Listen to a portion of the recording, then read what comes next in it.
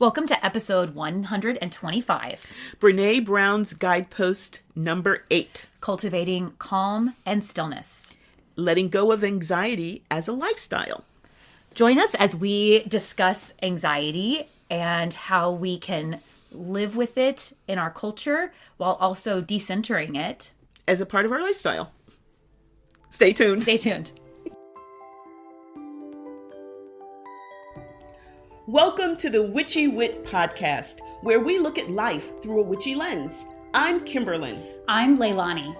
At Witchy Wit, we explore current events, Ideas, music and books, and experiences in ways that recognize energy and life in everybody and everything. We are both real witches. And we bring two real perspectives through the lens of our different ages, Races, and backgrounds.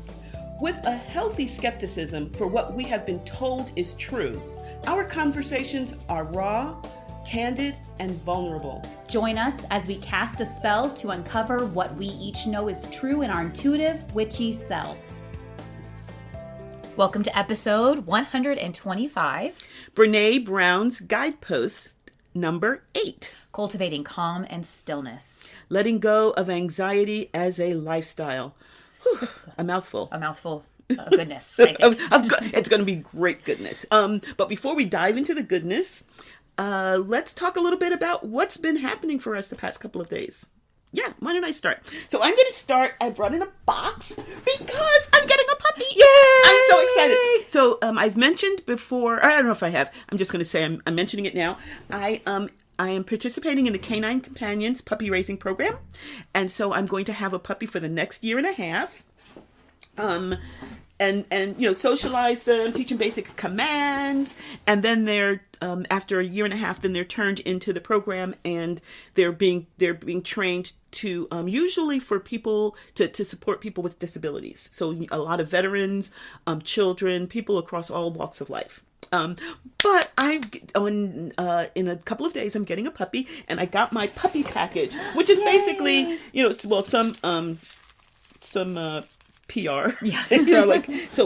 I was going to read some really briefly that their Canine Companions has been in business for about 50 years, over 50 years, and it's throughout the country. It's nationwide.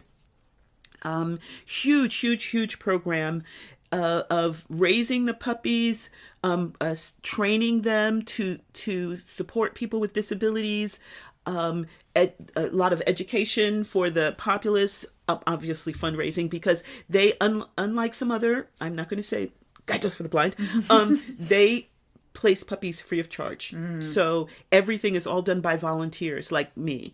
And so if you these dogs, if you had to pay for a trained dog of this quality, it would be anywhere between $30,000 to $50,000. That's what you would guide dogs for the blind. That's a vehicle. Yes, exactly. Oh yeah, for sure. That's like a really nice vehicle. And it's a way to have a relatively normal lifestyle, right? But they place them free of charge. So it's an incredible program. If you want to donate, you can go and look at Canine Companions. I'm putting in a plug, caninecompanions.org. But anyway, so my puppy is coming in a couple of days, so I got it a nice little tote bag, because of course everyone needs another reusable tote bag. Exactly. But then I just put that in that was something I owned already as a leash. But you come with like a toothbrush and like doggy toothpaste, and I got this out. I almost cried. It's the little vest you put on. Well, this is the size she starts with. And every time you see her, she's going to be wearing it. It's the Canine Companions. It says future service dog. It has like a little pocket where you can put stuff on, like treats and things like that. And then every time she goes outside, she has to wear this. Okay. So, and then that also means that she has to be behaving herself, because she's a representative of the program. So they sent me a small and a medium for when she gets a little bit bigger. She's a golden retriever lab mix. They breed their own dogs, and they've discovered that those are kind of like the best temperaments. A series of collars, and then a gentle leader. Oh, okay. Are you familiar with that? I just recently learned what they are. Yeah, I have no idea how to put it on, but part of it goes over their snout, and it looks a little bit, people think it's a muzzle, but it's not. It's just a way, when you use a regular collar, a choke collar, it can damage the windpipe if they pull, but this teaches them to walk gently without pulling. Because they can feel it on their face, and so it's you, and it doesn't damage them at all. So that's great. And then like a little treat bag, so you can put treats in there. You can have like little things, and it's again, it says Canine Companions. It's so cute. So cute. And then I had some other stuff. I think I put it in. I already put it away.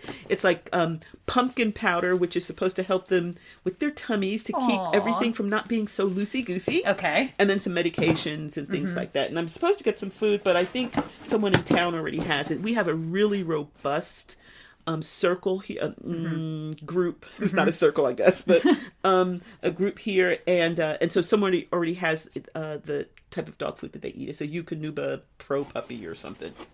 So yeah, so I'm so excited. Yeah, I'm so excited to see you be excited. Yes, and her name is Pandora, and she is going to be a part of my life for the next year and a half. Yay. And then hopefully I won't be too gutted when it's time to turn her in. Oh, but we'll see. We'll see. One of the things, I think I mentioned this to you before, that in all of the interviews and when they made the home visit, they asked at least twice in 2 different ways to see if I changed my answer. If I think I have it in me to be able to be this close with an animal for a year and a half and then give it away. And I told them, I said, well, as a teacher, I often form really close relationships with students, knowing that that's going to be finite and that they're going to go on to hopefully bigger and better things. When I was in elementary school, they were going to middle school or high school. At college level, they're going out into the real world. So this is going to be a lot more intense because she's going to be with me 24/7, but I'm kind of used to that kind of cycle. So it's going to be tougher, I know, but I think I can do it. So, and there's tons of people here who are in support. And then one last thing, and I'm so excited. So even long before I had a dog, before I knew anybody in the program, I watched one of their puppy graduations. Oh. So what happens is, when the time comes, I'll take her. I think it's Dallas or Irvine or whatever, and they usually have them already assigned to a specific person, because then they'll do the training with that person, and so you walk her up with the leash, and then you give the leash. Oh my god!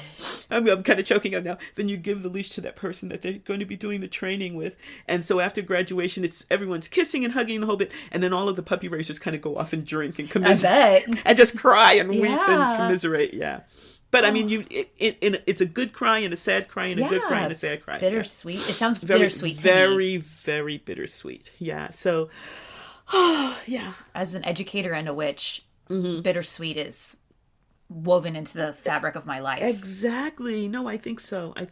So anyway, that's what's going on with me. I'm super, super excited. And thank you for being excited with me. I appreciate that. What's going on with you?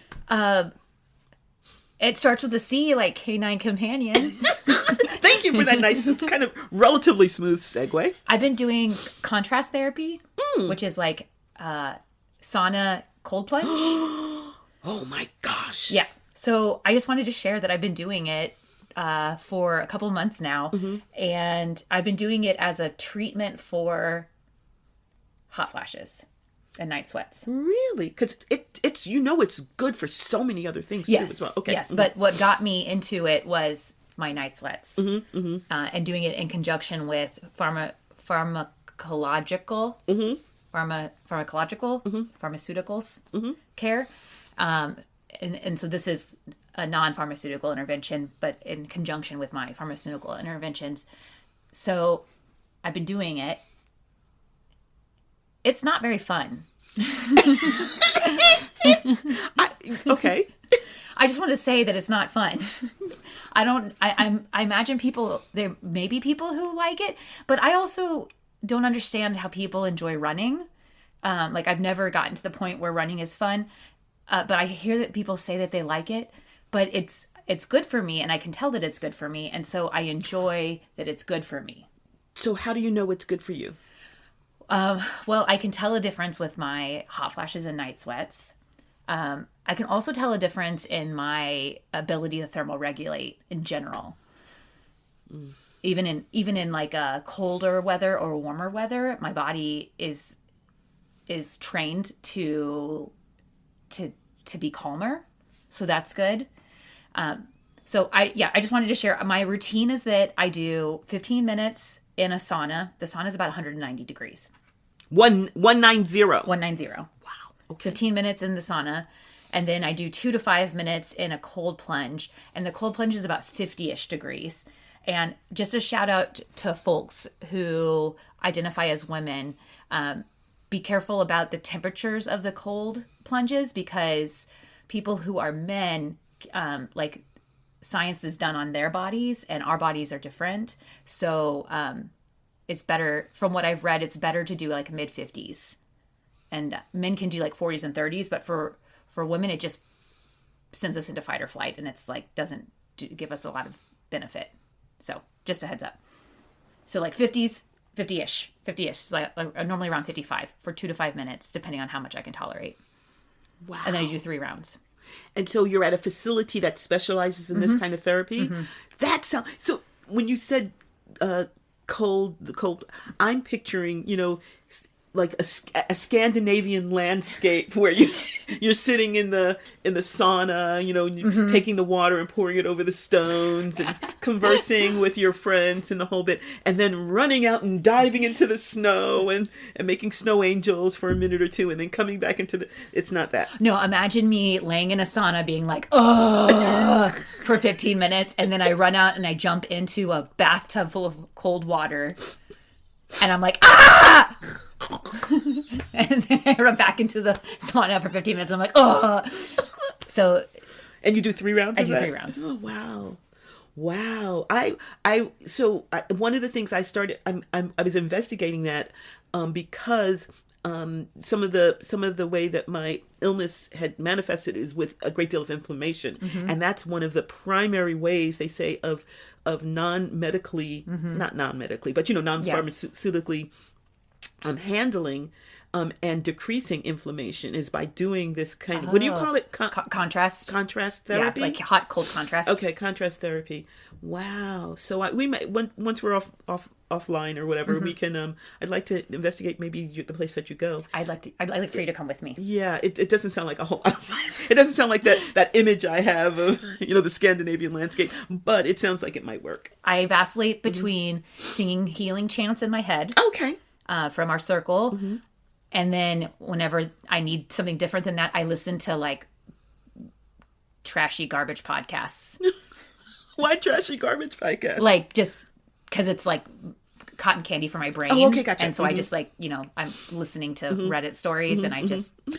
Am I the asshole? Yeah.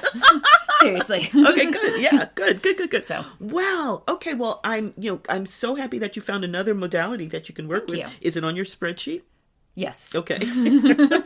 And you keep track, do you keep track of like how many visits and all that sort of stuff? Yeah, I love you so much.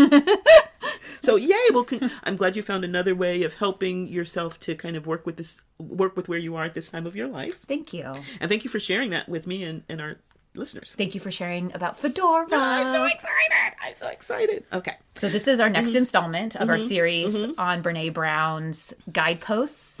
And this is number 8, which is Cultivating Calm and Stillness, Letting Go of Anxiety as a Lifestyle. And we've already done Guidepost number 3, 4, 5, and 9. Yeah.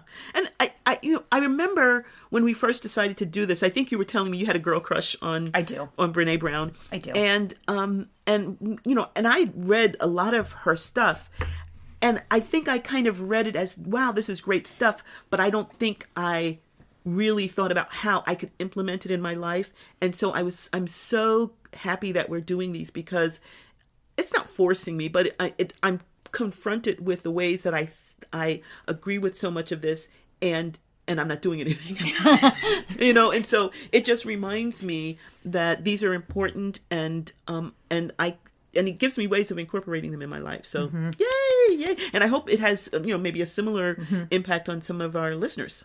It does for me too. Getting to sit with you and talk with you helps me to remember where I have areas of improvement. This episode is going to be a huge area of improvement for me, I hope. So let's talk about this. Okay. So let's start with the idea of letting go of anxiety, and let's talk really briefly about anxiety itself, because I think it's one of those terms that it gets bandied about, and I think I started to suggest as an episode, but how we use, and maybe we've talked about this, how we use psychological terms kind of loosely. And Yes. we've talked about. Okay, good. And this is another one. And so I just thought this is kind of an amalgamated definition that I've just gleaned. I was my own AI. I gleaned from various websites, but You're your own AI. Indeed. So I know, isn't that kind of strange? But instead of just reading one, I kind of mushed some together. So this is kind of a mashup of anxiety descriptions. It's a normal feeling. It's normally a feeling of worry and unease, and we all have anxieties at some point. But often, it'll manifest as a disorder where it becomes a little bit more overwhelming in your life. And this, I think, resonates with Brene Brown's concept of anxiety as a lifestyle. Okay, and so anxiety disorders, or anxiety as a part of your lifestyle, involve intense, persistent fear and physical symptoms that disrupt your daily life. So instead of the smooth functioning of your life, it's incorporated in there in such a way that your life continues, but it's probably not going as well as it could. Does that make sense? Yeah. Is there anything you'd like to add to that, or is Yes. Yeah. Yeah. So I am diagnosed with an anxiety disorder. As am I. And Knuckle tap. Yeah. Oh my God. We connect over some of those. Yeah. Okay. And so I am living with that, and I'm in therapy. I exercise. I meditate. I'm on medication.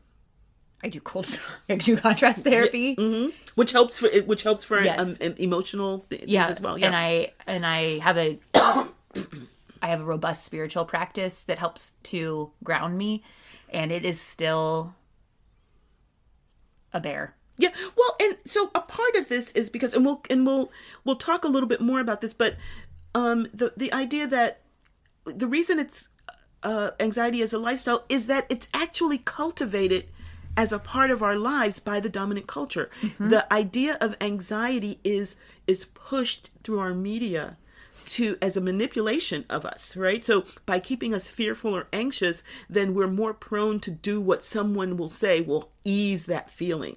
And that could be a political person saying, if you vote for me, I will do stuff that will ease that feeling. Or it could be, if you buy this product or drink this alcohol or drink this beverage, it will ease your feeling. So we're actually, I'm going to suggest, and please do your own research, but I'm going to suggest, from what I've seen about about the dominant culture, that it is cultivated for us. It's not, this is one of those things where I can't say I developed this because something happened when I was 7 or 8. That might be a part of it, but it's exacerbated, it's maintained, it's sustained, it's recreated constantly by everything that we're confronted with in our dominant culture. Okay, I'm stepping off the soapbox now. So then I'm going to hop on the soapbox and I'm going to say that I would like to remind myself of the book that we read and we went to a retreat about, called Rest is Resistance, which is written by Hershey? Yes. Okay. Yeah. Hersey? Hersey. That's Trisha Hersey. Trisha Hersey. Thank you. Okay, between the two of us, we got it. Yes, woohoo! That's why you have twos. That's right. And she really talked about grind culture as a method of control for capitalism and racism. And as I was reading Brene Brown's Guidepost 8, I kept flashing to her and that book and thinking about, like what you said, that the dominant culture uses anxiety, uses grind. And how could one grind and not be anxious whenever it's not a part of our nature as living beings?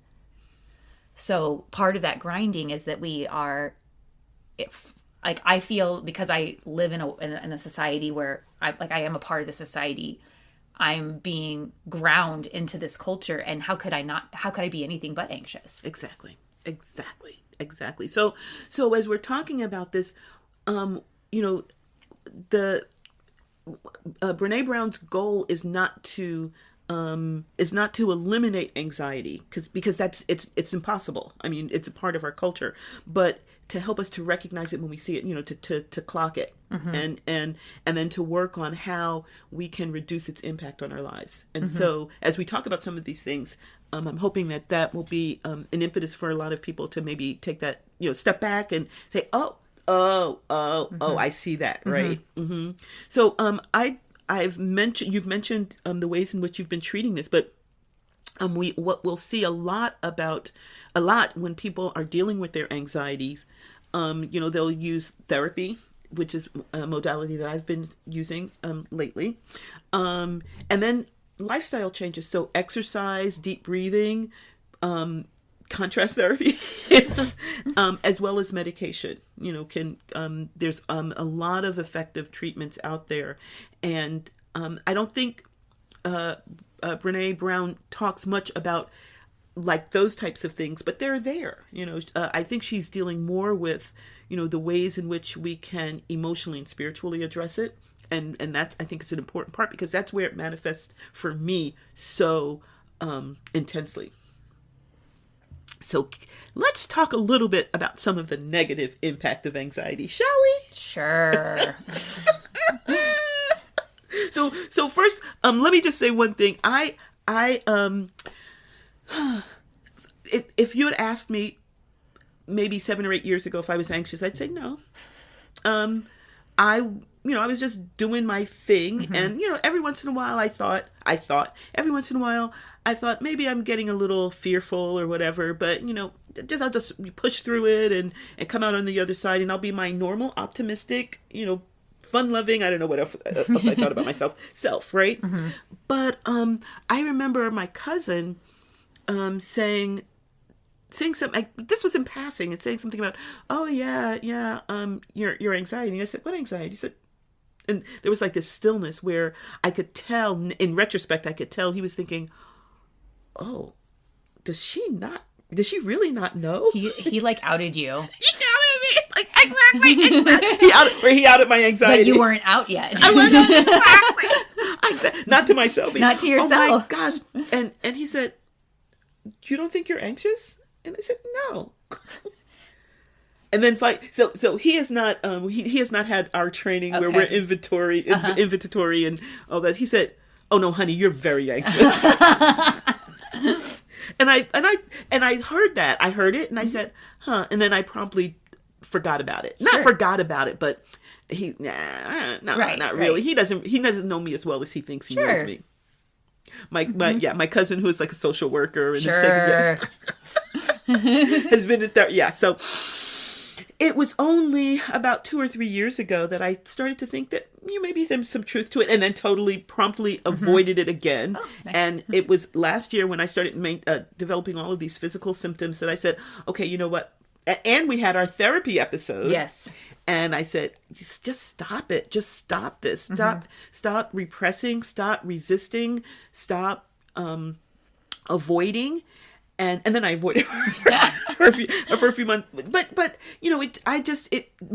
one of the things we'll talk about are some of the ways in which we don't deal with our anxiety. And for me, avoidance was a big thing. It was, it was my spiritual bypassing. Oh, there we go. Another episode. Just the ways in which I just totally ignored signs coming at me right, left, and center until I got hit by the truck. And then that's when I began to say to myself, oh, maybe I'm a little anxious. So anyway, shall we talk a little bit about the negative impact? Yeah, I take medication for a lot of this. Physical symptoms, racing heart, sleep loss, weakened immunity, chronic pain. Yeah, it can cause digestive issues as well. It manifests for a lot of people as headaches. Then there's, the cognitive problems, the mental problems, poor focus. That would be me. Memory issues. That would be me. Racing thoughts sometimes, yeah. Emotional. I don't. I think mainly because I'm repressing it. I don't have like the existential dread, but that can be a part of it. Irritability. Totally repress that because I'm a good girl. And excessive worry comes out in physical symptoms for me. So, and then under behavioral changes, avoidance is number one. That's my checkbox. But then we also see it with people, withdrawing socially. And then, a huge issue in this country is substance abuse, where this is, it for a moment, you do something that's going to stop the pain, stop the anxiety, stop the worry, stop the racing thoughts. And I would argue that because we have poor support in our culture for psychological care, people oftentimes self-treat with substances, which then recreates this cycle, because then they abuse their children, and then the children end up having issues. And so that's how I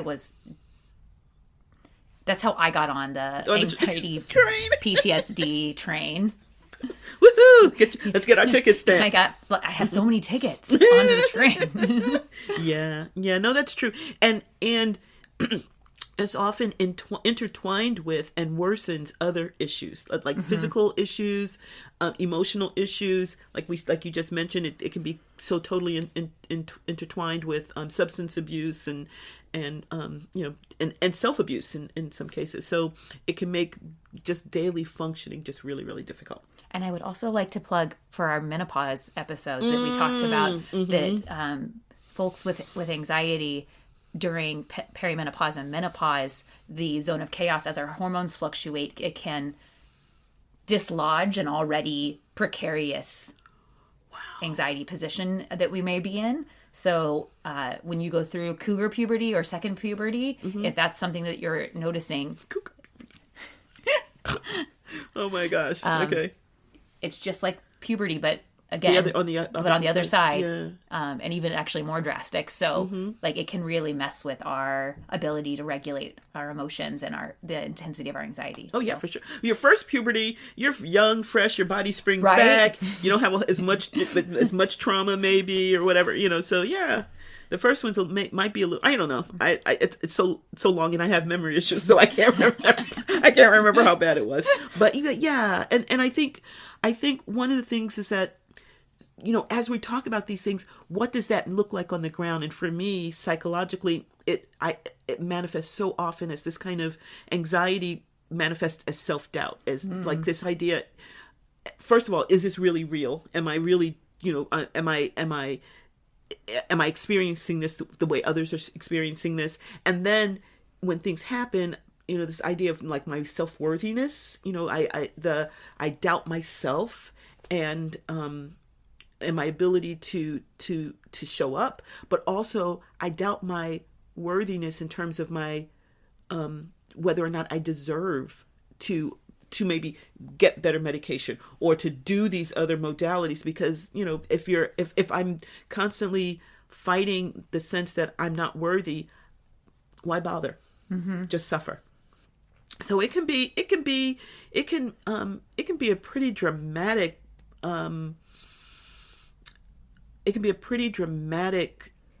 experience, and it can become this like phase that it's difficult to pull oneself out of. I try to remind myself that our culture, our dominant culture, positions certain groups of people to grind in certain ways that cultivate anxiety. And that's going to be people who are not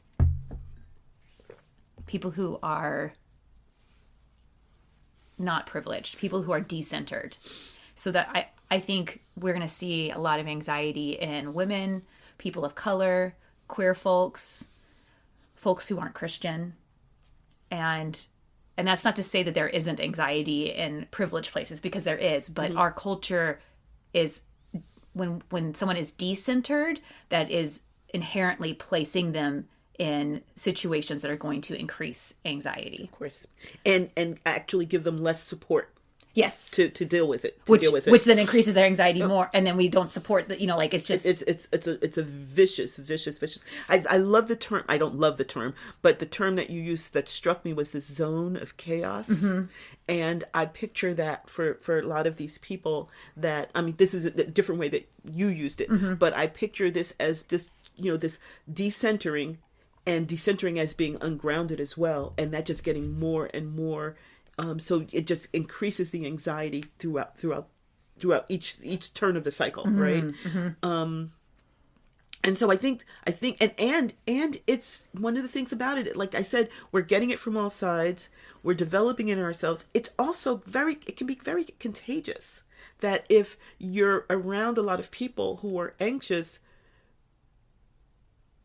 and our culture doesn't teach us to promote our own authenticity and our own experience, our own selves as our own authority, then it's more likely that I will fall into that kind of group anxiety. And I'm not going to hop back on that soapbox again, but as I say, it's contagious. So I think one of the things I want to hold, especially as we move into the cultivating calm and stillness, is I think that I am a Brene Brown fangirl. Yes, you are. As am I. I love her so much. And you gave me a ticket to see her and I cried. And I'm so grateful for it. And I think that this work is really important to do. And I also think that it's important systemically that we are doing work to remove those barriers that are put in place by the dominant culture when we decenter folks or when we center certain folks, and the damage that does in all the different ways, like spiritually and physically and medically and and all of that. And socially. And socially. Thank you. Yes. So I'm not saying that the way to fix this for folks who are experiencing systemic racism and poverty is that they need to do more deep breathing. Yes. Let's all take a deep breath. Right. Like I think we should, culturally there are things that we need to do. And also, these are some things that I can do in my small sphere of influence for me to help myself while also doing the bigger work, the bigger meaning cultural work. For sure. And one of the things that I think is part of my truth is that just as anxiety is contagious, so can calm and stillness be contagious. That by creating a zone of peace and calm and stillness, that we can stretch that out further and further, or people can be attracted to it, move towards it, and then build theirs. Which kind of, I'm picturing like those the edifices that are like domes, and that they're structurally they're so much better, stronger than other structures. Because they're like they're built of like these six-sided hexagonal pieces, and that's like supposedly the strongest. And so if we can create these zones of calm and stillness, and more and more people join in, that it's actually a stronger societal structure for us all. And it's my hope that just as anxiety is contagious, that peace and calm can also be, or calm and stillness can also be contagious. Yeah. Love that. So let's talk a little bit about calm and calm and stillness. Yay. So Brene Brown says that calm is creating perspective and mindfulness, which is managing emotional reactivity. So could you say that one more time? Creating perspective and mindfulness, which manages emotional reactivity. So perspective and mindfulness. So nowhere does it say we're going to eliminate your anxiety. But, I wish. Yeah. But I think that that's so important. I want to keep saying that again and again, that even though we're talking about the negative impacts of anxiety, it's a part of our lives. So the deal is not to try to eliminate it, because you can go crazy. I'm case in point. But how to negotiate it. I think there's a a space between stimulus and response. So like when the stimulus happens and then we have this response, holding and lengthening that space for calm and stillness so that I can reflect, so I can analyze, and even so that I can feel and check in with my feelings instead of being very reactive to it and then allowing my reaction to drive my choices. Yes. For me, it's about taking a moment to kind of put on the brakes, and in a situation where I might be feeling anxious, and then allowing myself to just kind of to think without immediately reacting and on an emotional level. Because if I've been working on myself and developing the tools that if I give myself a chance to actually use the tool, they work. But and so I think that that moment of calm and stillness, if I can offer that to myself, that gift to myself, it'll allow me to pull out my tools. So it's really about taking the time, taking a moment, and it doesn't have to be a long time. It could be a brief moment to be still and quiet. Now, I'm going to suggest by actually sitting with a long period of time and doing some reflection, it makes it easier to do those really quick knee-jerk moments of stillness. But what I find so valuable is the ability to actually do that.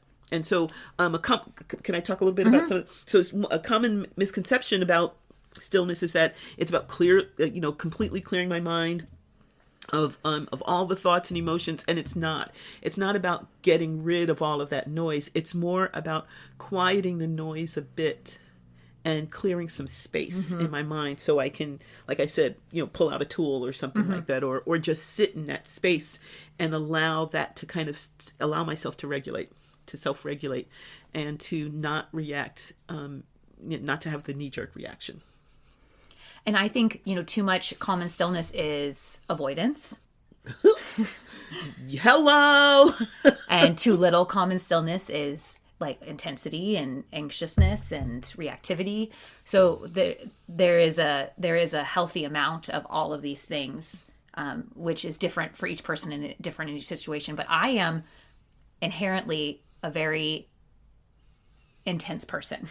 No, wait.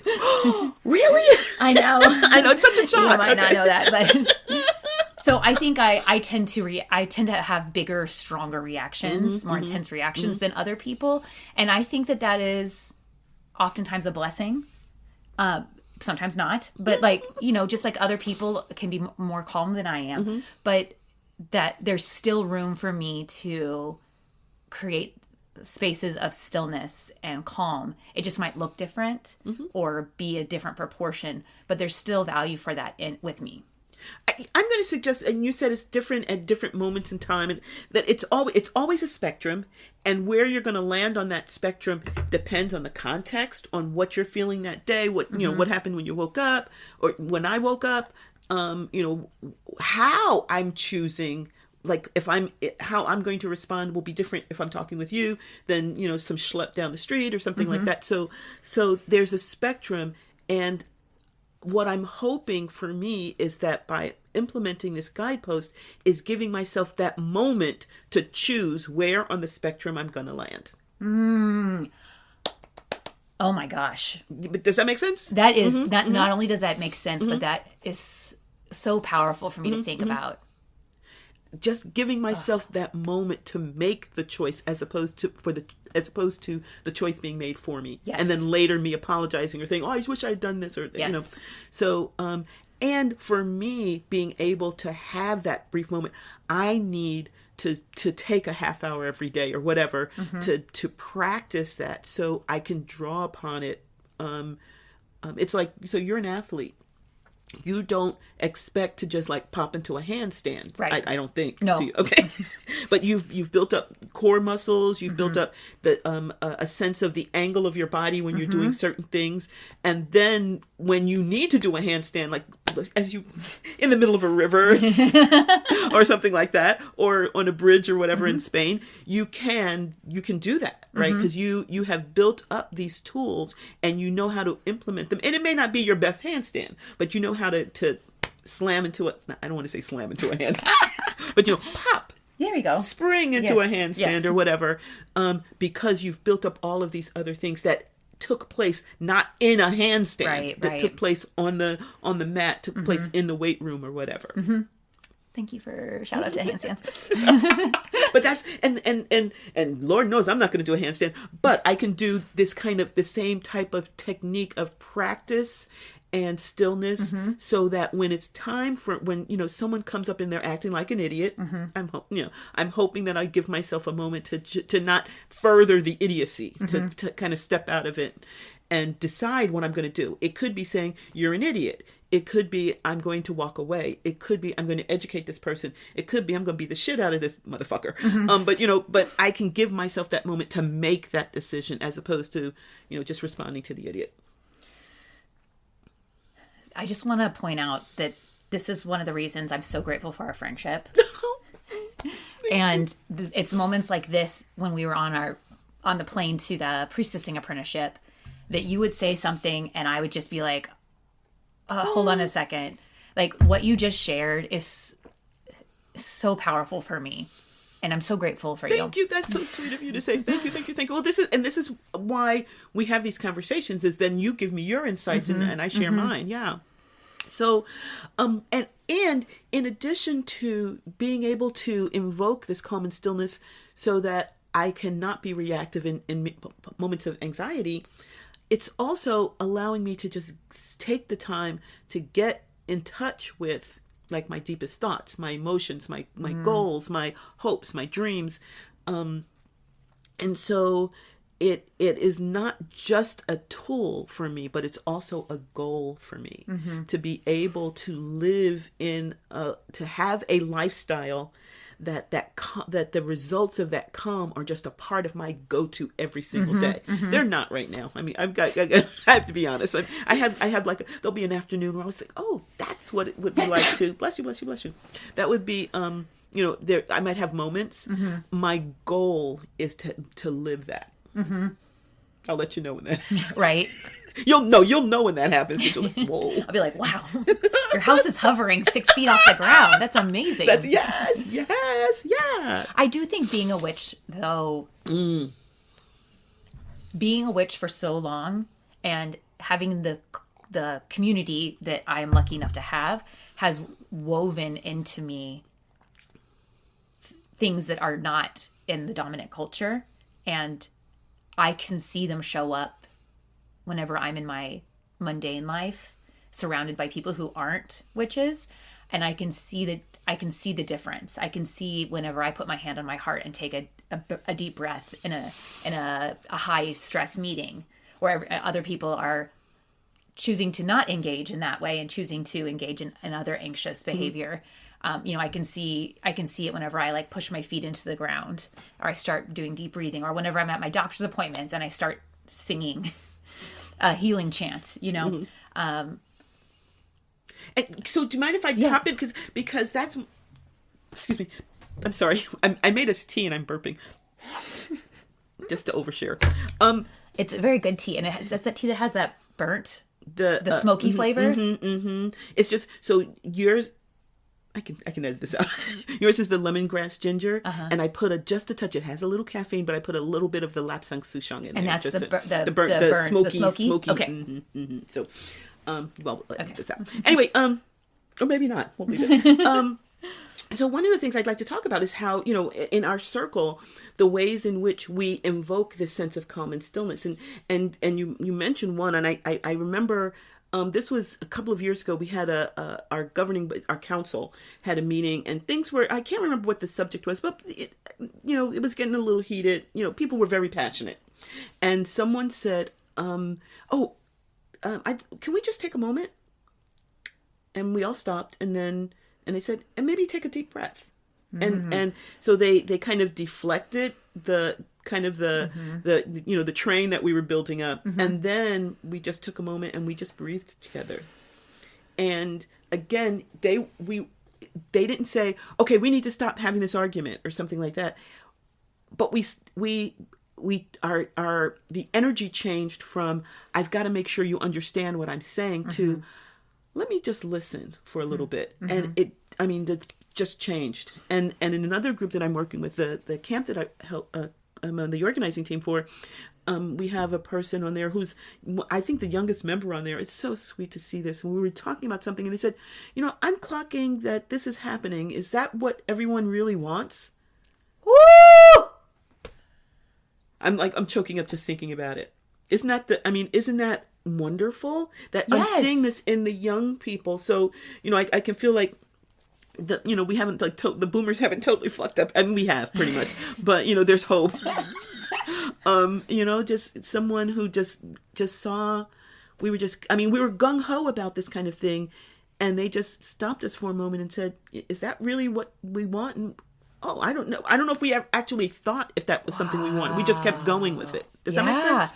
Oh my gosh. Mm-hmm. But if I'm anxious, and if I when I'm anxious, I everything closes in on me. Yes. Then I'm not actually curious and saying, Yes. is this what I really want? That's such a good way, that kind of blinkered, like the horses with the blinkers on it, and everything becomes really, really narrow, like, and super, super, like hyper focused. And that means I don't see any other options. Yeah. So I think that's one of those, it's not necessarily anxiety per se, but it's one of those impacts, that kind of, idea that we're kind of stuck in this one track, right? And but that's how anxiety often manifests for me, is that kind of not seeing where I can just step off, so. Wow. I don't know who that person is on your organizing team, but they're super cool. They're super cool. Yeah. Super cool. That's like a huge green. If I was around anyone who said something like that, it's like a big green flag. I'd be like, hey, do you want to be friends? I know. They are super cool. So yeah. So one of the things is Brene Brown describes this as creating perspective and mindfulness while managing emotional reactivity. So it's not, okay, I'm going to step out and then I'm going to go, no, or you might have a moment of, but it's really being able to draw on it in the moment when you're living your life. So while, again, like I said about going to the gym, while it's strengthened by taking those moments where you're just sitting and being still and, maybe for a half hour, whatever, hopefully you can pull on that, draw upon that in the moment when everything is the chaos, the tornadoes going around, right? I want to say that I love that she says while managing emotional reactivity, because being alive is to be emotionally reactive. Bam. Like that is, I am engaged with the world. When I see a tree, I emotionally react. I'm like, that's fucking beautiful. Whenever I go out to get my mail and a car drives by and I wave at my neighbor, like I am emotionally invested in the world. So it's not about not being emotionally reactive. It's just about managing that emotional reactivity. And like you said, like I'm the one driving the boat. I'm not letting the wake drive the boat. Ooh, I like that. Yeah. So, there's so much that we can say about this, but we're not going to. But I'd like to just, say that a couple of things. One, I think it's important to recognize that it's going to require practice and time so that you can pull on it and when you need it. But I'm going to suggest that this is an opportunity for everyone, including me, thanks for having this episode, to kind of experiment with like a few different things that you can draw upon. Like something that may be in your long-term toolbox might be contrast therapy. That, that might be something that can help you to like spring into that emotional moment of calm and stillness, or listening to Am I the Asshole? Yes. But that's something that can be a long-term practice that you can draw upon in that moment of emotional reactivity.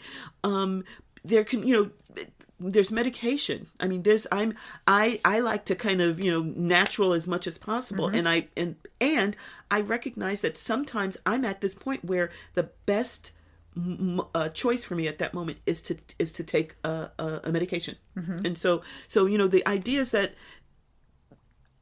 tends to be a quick go-to for a lot of people. There's tons and tons and tons of different things. That's one of many. And so I'm going to encourage everyone, and I'm going to remember myself, even with the memory loss, to recognize that there's some, go out and Google and, just type in anxiety. I did that. Type in anxiety or anxiety treatments or modalities. And I think people will be amazed at all of, and you can do DIY or natural or, whatever. And the variety of ways that one can step out of the reactive cycle for a moment. That will help them to do that. That will help us all to do that. I'd like to think that our podcast, it offers a chance to step out of the reactive cycle. I hope so. Like, to me, that's what I hope. I hope that I know it gives me space to sit and think. Brene Brown talks about stillness as an emotionally clutter-free space and slowing ourselves to feel and think and dream and question. And I think that's one of the things I love so much about being with you, is that it gives me space to do those things and also space to witness you doing those things. Yeah, I love that. Think and dream and question. Think and dream and question. Because when I'm feeling anxious, I'm not doing any of those things. I'm just like, I gotta do this, I gotta do this, I gotta do that. Oh no, if I don't do this, what's gonna happen? And so think and dream. And just saying the words, I can feel my heart just slowing down just a little bit, And then don't let us put on some meditative music. Think and dream and question. Yeah, and that's another thing that our circle does so well, is we can drop into that. We're grooved, so someone can say, and now let's take a deep. I'm on the floor. We're gone. We're thinking deep and dreaming and questioning. So. It's a wonderful opportunity to, again, step off the wheel, but it's also one of those things that for me enriches my life. So it's not just to help me deal with anxiety. It's a way of me living wholeheartedly, living authentically, being able to make those choices that make that even easier. And I think, so the poem that we have today is called "The Plum You're Going to Eat Next Summer." And it's by Gail Brandeis. And one of the reasons that really drew me to this poem is it's about that thinking and dreaming about what's in the future, and realizing that it may not be here right now, but what is not here now is on its way. Oh, I love that so much. Yes. And I love this poem just because it's very kind of, it makes me taste and sense and feel. So. The plum you're going to eat next summer doesn't exist yet. Its potential lives inside a tree you'll never see, in an orchard you'll never see, will be touched by a certain number of water droplets before it reaches you, by certain angles of light, by a finite amount of bugs and dust mites and hands you'll never know. The plum you are going to eat next summer will gather sugar, gather mass, will harden at its center so it can soften toward your mouth. The plum you're going to eat next summer doesn't know you exist. The plum you are going to eat next summer is growing just for you. Just reading that poem slowed down my heart rate and allowed me to take a deep breath. So it invoked a little bit of calm and stillness. Love that. Thank you for sharing the calm and stillness with us today here. We hope you have enjoyed the magic that has unfolded here at Witchy Wit. It would be great if you would help make Witchy Wit possible and get access to exclusive content by donating on Patreon. We'd love it if you join our Witchy community and enjoy shareable content on Instagram, Facebook, and YouTube. Would you do us a big favor and support us by rating and reviewing us wherever you get your podcasts? It's free and helps witchy folks find us. Feel free to email us at witchywitpodcast@gmail.com. We love to hear from our community. Reach out and let us know what's brewing in your cauldron. New episodes are released every second and fourth Friday. Follow us on your favorite podcasting platform so our episodes go right to your playlist. You can listen as you ride your broom. Stay witchy, y'all!